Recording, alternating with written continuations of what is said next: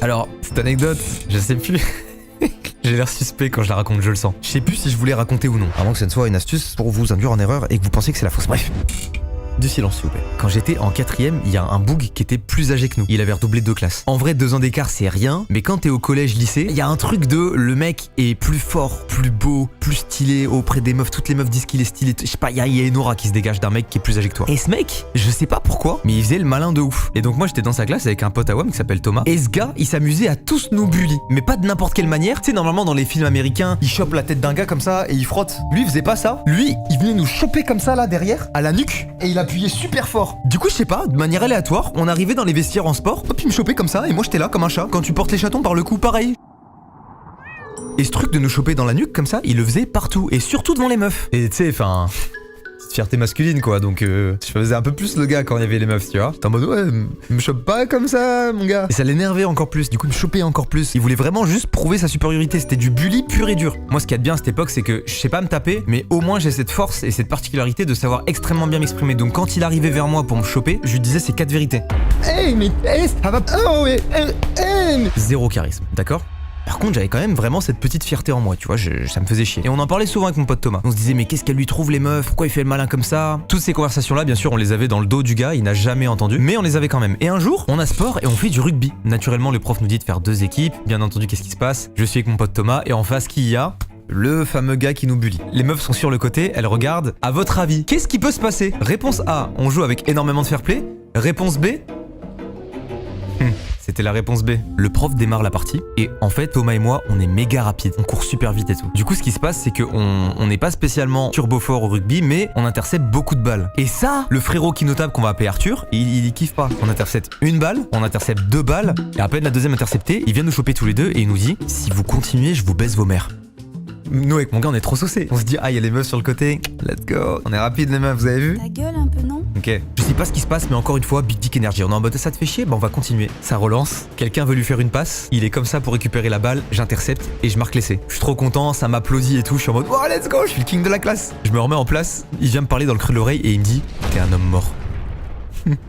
Le prof relance la partie et à peine le coup de sifflet retentit, je vois le frérot il me charge. Il cherche pas à comprendre ou quoi que ce soit, juste il vient, il me chope par le ventre et il veut me plaquer. Donc faut imaginer là je suis debout et j'arrive comme ça. Sauf que moi je vous ai dit petit ego quand même. Donc je me dis mais il fait quoi ce fou? et pour moi la défaite là c'est tomber, donc je veux pas tomber. Du coup qu'est-ce que je fais? Je recule. Et lui il avance et je recule et il avance et je recule et il avance et machin. Et on prend de la vitesse de fou. À tel point qu'on commence à aller vraiment vite. Il a essayé de me plaquer depuis 5 secondes, on est toujours en train de marcher. Et on prend trop de vitesse. À tel point que je finis par trébucher. Et là, élan de haine, je me dis putain je suis en train de... il me fait tomber ce fils de pute. Vraiment j'ai la haine. Et du coup le gars, pendant que je suis en train de tomber comme ça, je me cramponne à lui comme je peux assez ça. Je me dis bah je tombe, bah vas-y perdu pour perdu, il tombe avec moi. C'est en gros genre je suis en train de tomber et je fais vraiment... un truc comme ça, je le fais passer par-dessus moi comme dans les films et je l'envoie valser au-dessus de moi. Et tu sais sur le moment, j'ai l'impression d'avoir une force de fou furieux. Je tombe, je m'éclate le dos, ça me fait mal pour de vrai, on avait pris de la vitesse. Et j'entends un ah. Et juste après ce cri, j'entends un craquement sourd, mais vraiment sourd. Et je sais qu'il y a un truc qui va pas. Je me retourne et j'entends et lui qui se tient l'épaule de ouf. Je lui ai pété la clavicule. Sauf que il est parti en hurlant, on l'a emmené aux urgences et tout. Du coup fin de la séance de sport, on arrête tout et tout. Et là j'ai sorti mon meilleur jeu d'acteur. Oh qu'est-ce qui s'est passé là? Oh non, je suis tellement désolé monsieur. Qu'est-ce qui s'est passé? Je comprends pas, on s'est à peine bousculé. Merde.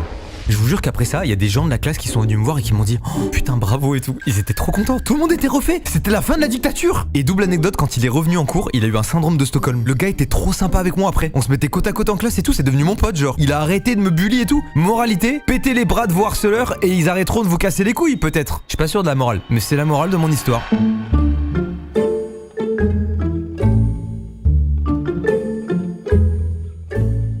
Après ma pause, vous avez été extrêmement nombreux à manifester votre soutien. Et il y a des gens qui, pour m'exprimer leur soutien, ils se sont pris de plein de manières différentes, mais certaines très atypiques. Par exemple, la vidéo de la pause sort, 3 jours après je déménage. Pendant mon déménagement, il y a un boug. À un moment, il rentre dans ma cour. Donc faut remettre dans le contexte, on est en plein déménagement, je suis sur les escaliers en train de manger un sandwich. Et je vois un boug qui débarque dans ma cour, il rentre par le portail et il va dans mon jardin. Du coup je suis là genre, frérot, je suis là.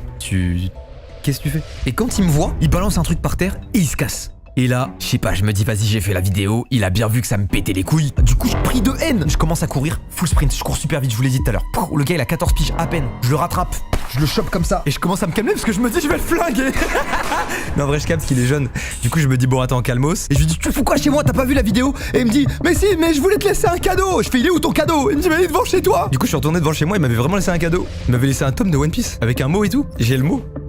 Donc il y a eu ce premier gars là qui était pas méchant, qui était juste un peu maladroit. Et il y a eu par exemple un autre truc que j'ai appris récemment. Il y a Rémi Demoulin, @Demoulin_Rémi, qui me tweet un jour. Bon, ce n'est pas One Piece, mais j'avais fait un petit clin d'œil dans cet animé. Je dessinais ça en soutien quand tu as sorti ta vidéo sur ton voisinage. J'espère que ça va mieux aujourd'hui. En tout cas, ton nom est dans un animé maintenant. Et le gars, image à l'appui, m'a mis dans un animé. C'est un des plus beaux cadeaux qu'on m'ait fait, je pense. Sans exagérer. Je trouve ça trop gentil, attentionné, subtil. Donc voilà, si tu passes par là, bah écoute, merci beaucoup. Ça m'a fait extrêmement plaisir et je te souhaite plein de force, plein de courage pour la suite. Et c'est la fin de cette anecdote. Est-elle vraie, est-elle fausse? Ça, j'en sais rien, c'est vous les inspecteurs après tout. Il y a pas longtemps avec des potes, on se rejoint dans une ville au centre de la France où on se dit vas-y, on va là-bas parce qu'il y a pas grand monde et au moins on sera tranquille, on va déconnecter un peu. On part à 7, 3 couples et un gars solo. On est dans un Airbnb trop stylé et tout et on se dit à un moment bah venez, on va visiter un peu la ville et il y a un site de kayak, venez on va se renseigner et tout ça. On y va, tout se passe tranquille et tout, on croise quelques abonnés sur la route mais tout va bien. Puis on arrive sur le site du kayak. On cherche des renseignements et très vite, le fils du gérant, il me reconnaît, il me demande une photo. On prend la photo, même si on est un peu en mood vacances et tout, et puis c'est tout. Et très vite après avoir pris la photo, je vois il fait ça. Et il part. Et je me dis, oh là, mon gâté, t'es pas en train d'appeler tes potes pour qu'ils viennent tous? On est en mood vacances et tout. Ah, oh, tu pars loin. Mon gâté. 10 minutes plus tard, il y a un gars en motocross qui arrive à fond de balle. Et puis il est comme ça, genre. Du coup, je capte que le gars avec qui j'ai pris la photo juste avant, il a dû appeler ce mec-là et que le mec en question, du coup, est venu pour prendre une photo. Sauf qu'au lieu de venir prendre une photo, qu'est-ce qu'il fait?